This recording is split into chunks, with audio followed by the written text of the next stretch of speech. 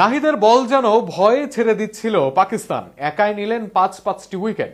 কখনো লাগছে গায়ে, কখনো লাগছে পায়ে।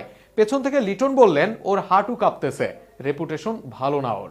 নাহিদও একের পর এক আগুন ছুড়লেন। শেষ দিকের উইকেট তুলে নিলেন একাই। যেখানে নিশ্চিত ড্রয়ের দিকে যাচ্ছিল ম্যাচ, সেখানে নাহিদের বাজিমাত। নাহিদের দুর্দান্ত বোলিং নিয়ে আরও থাকছে প্রতিবেদনে।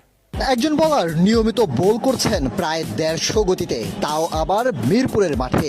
আর সেটি নাহিদ রানার বল, তাও আবার দুর্দান্ত লাইন আর লেন্থ মেনটেন করে। আর সেই বলে হাঁটু কাঁপছে পাকিস্তানের এক ব্যাটারের।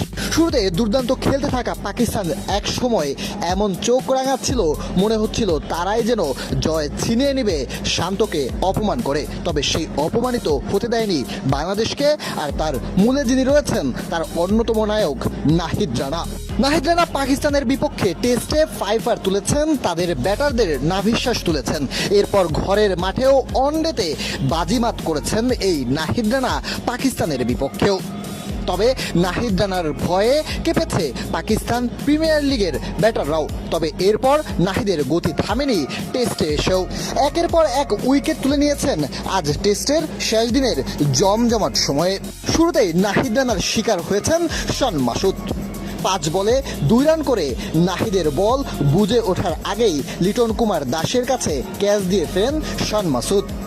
এরপর একইভাবে লিটন কুমার দাসকে ক্যাচ দিয়ে সৌদ শাকিল ফিরেছেন 32 বলে 15 রান করে। তারপরে অভিজ্ঞ ব্যাটার মোহাম্মদ রেজন অবশ্য ব্যাট আর বলে সংযোজন করতেই পারেননি, বোল্ড হয়ে ফিরেছেন নাহিদ রানার বলেই। তার পরের ব্যাটার নোমান আলীও 13 বলে 4 করে এলবিডব্লিউর ফাঁদে পড়ে নাহিদের বলেই ফিরেছেন। নাহিদ রানা